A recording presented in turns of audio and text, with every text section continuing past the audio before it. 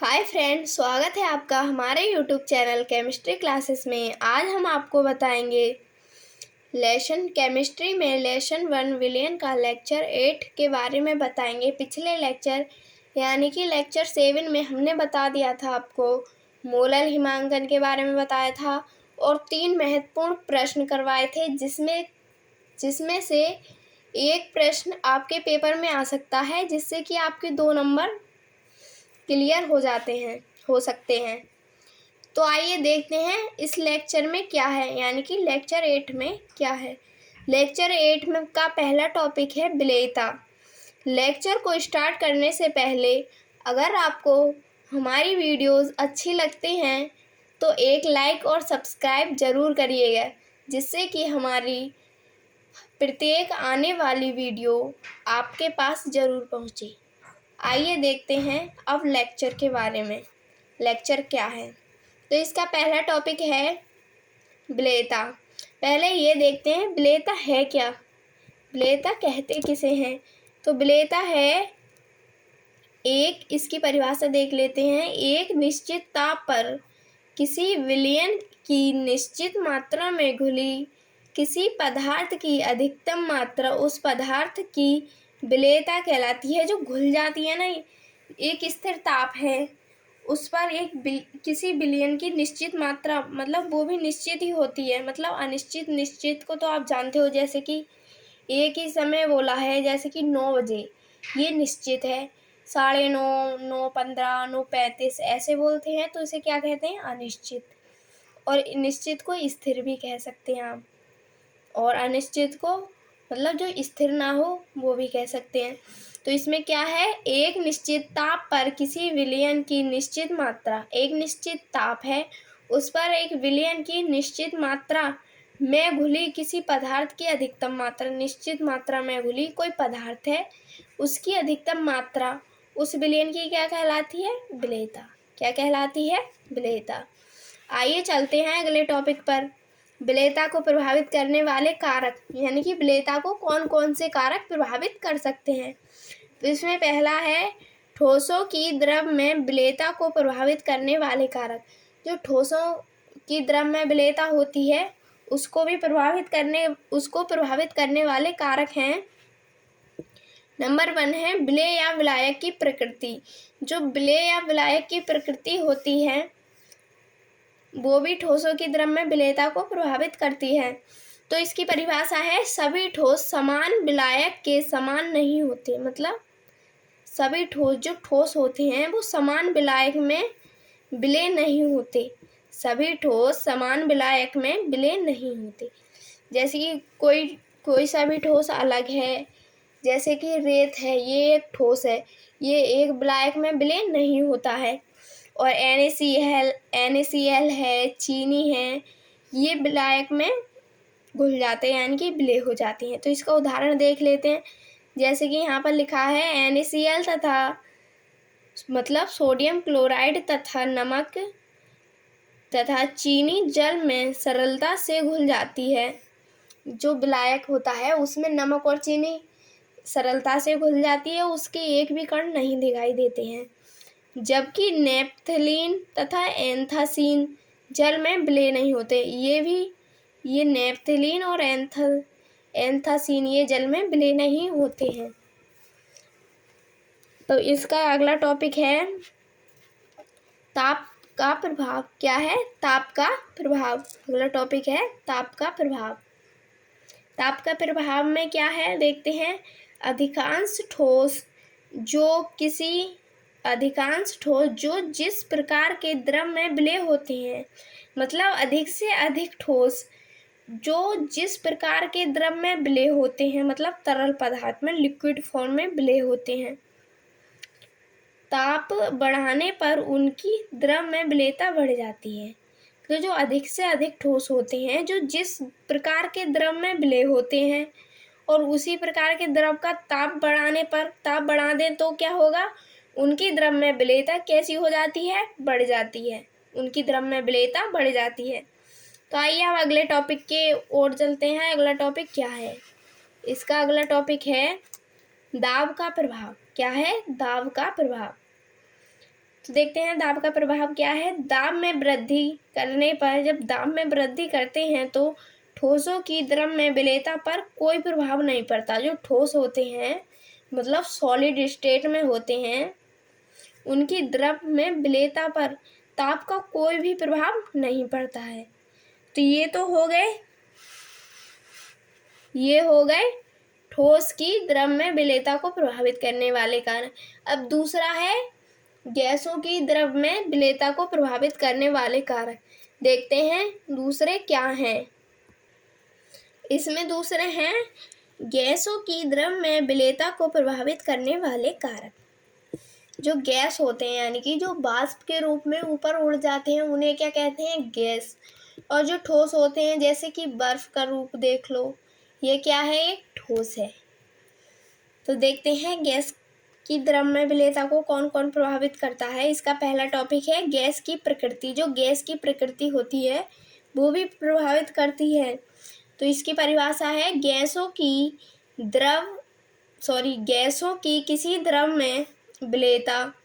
जो गैसों की किसी द्रव में विलेयता उसके अवशोषण गुणांक पर निर्भर करती है। अर्थात जो गैस विलायक में आयनित हो जाती है वह द्रव में अधिक विलेय होती है। अब आयनित जानते हो, आयंस किसे कहते हैं, जैसे Mg है, ये है मैग्नीशियम। मैग्नीशियम पर प्लस का लगा दिया तो एक आयन हो गया, और Mg2+ लगा दिया तो इसे क्या कहेंगे, 2+ आयन। इन्हें कहते हैं आयंस। जो ऊपर लगे होते हैं उन्हें क्या कहते हैं, आयन। तो देखते हैं इसकी परिभाषा है जो मैंने आपको अभी बताई है। जब गैसों को किसी द्रव में विलय करते हैं यानी कि घोलते हैं तो उसके अवशोषण गुणांक, जो अवशोषण गुणांक होता है, जो अवशोषण गुणांक पर निर्भर नहीं करती। क्या नहीं करती, विलेयता उसके अवशोषण गुणांक पर निर्भर नहीं करती है। अतः जो गैस विलायक में आयनित हो जाती है, जो गैस होती है वो विलायक में आयनित हो जाती है, वह द्रव में अधिक विलेय होती है। जो विलायक में आयनित होती है वो किस में अधिक विलेय होती है, द्रव में, मतलब लिक्विड में अधिक विलेय होती है। जो Mg2+ आयन में आयनित हो जाती है वो किस में विलेय होती है, द्रव में अधिक विलेय होती है। आ गया समझ में। तो अब देखते हैं दूसरा टॉपिक क्या है। इसका दूसरा टॉपिक है, मतलब दूसरा कारक है विलायक की प्रकृति। विलायक की प्रकृति ये भी प्रभावित करती है गैसों की द्रव में विलेयता को। तो इसकी परिभाषा है ध्रुवीय गैसें ध्रुवीय विलयन, ध्रुवीय गैसें ध्रुवीय विलयन को तथा अध्रुवीय गैसें अध्रुवीय विलायकों में अधिक विलेय होती हैं। अब इसमें देखते हैं ध्रुवीय और अध्रुवीय किसे कहते हैं। तो ध्रुवीय इसे कहते हैं जिसके दोनों ओर सिरे हों, यानी कि ये देखो इसमें इधर भी सिरा है इधर भी सिरा है, ये कैसी हुई, ध्रुवीय। कैसी हुई, ध्रुवीय।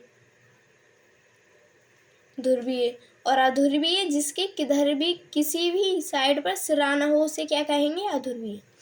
तो ध्रुवीय गैसें ध्रुवीय विलयन में कोई सा भी ध्रुव होता है, जैसे कि ये देखो ऐसे चारकोल होता है, गिलास का शेप ले लेता है, मतलब विलयन लिक्विड फॉर्म में होता है ना, इसलिए ध्रुवीय गैसें ध्रुवीय विलयन को तथा अध्रुवीय गैसें अध्रुवीय विलायकों में अधिक विलेय होती हैं, जैसे कि HCl हाइड्रोक्लोरिक अम्ल और HNO3 मतलब नाइट्रिक अम्ल और NH2 जल में अत्यधिक विलेय हैं। ये जल में कितने हैं, अत्यधिक विलेय होते हैं।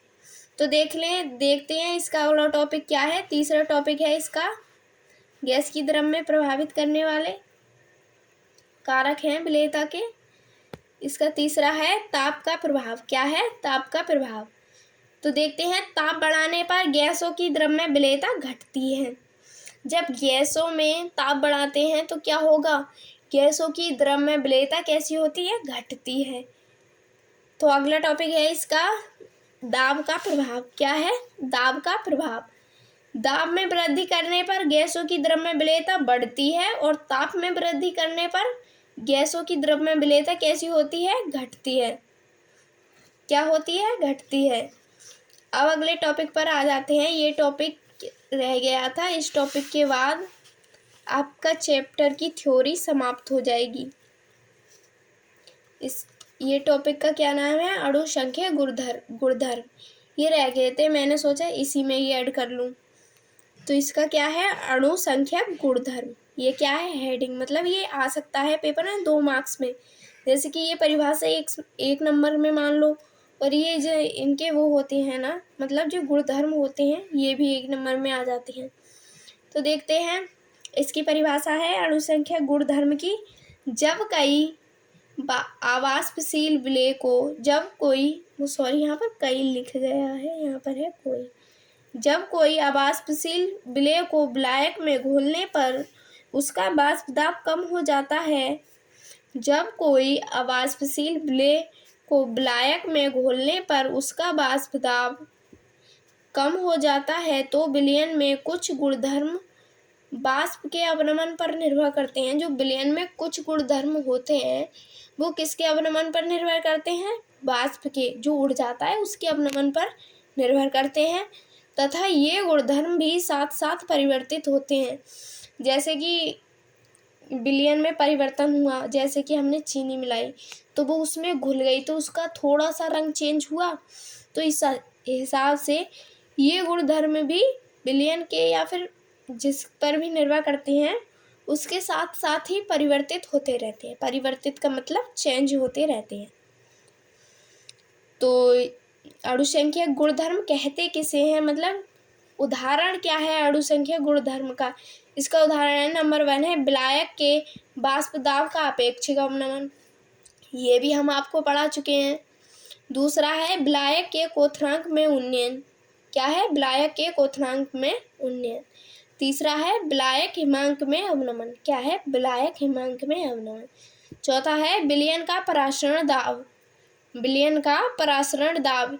ये अणु संख्या गुणधर्म कहलाते हैं। मतलब ये 4 हैं, यही इसके अणु संख्या गुणधर्म कहलाते हैं जो हमने आपको पढ़ा दिए हैं पिछली क्लासेस में। तो अगर आपको यह वीडियो अच्छी लगी तो एक लाइक और सब्सक्राइब जरूर कर लेना। Thank you.